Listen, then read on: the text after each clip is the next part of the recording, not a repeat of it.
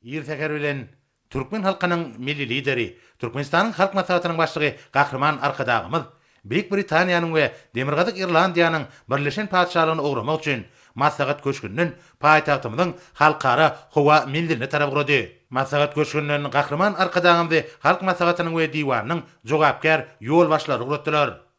Ýurdumyzyň mühim hyzmatdaşlarynyň biri bolan Büyük Britaniýa bilen diplomatik gatnaşyklaryň 1992-nji ýylyň ýanwar aýyna ýoly goýlandygyny bellemek gerek.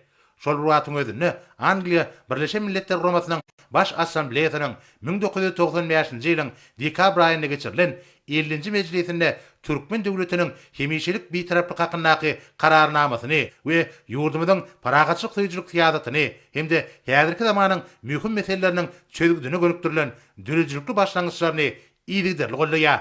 Gahryman Arkadagymyz paýtagtymyzyň halkara howa mendiliniň Büyük Britaniýanyň we Demirgazyk Irlandiýanyň birleşen padşahlygyny gurady.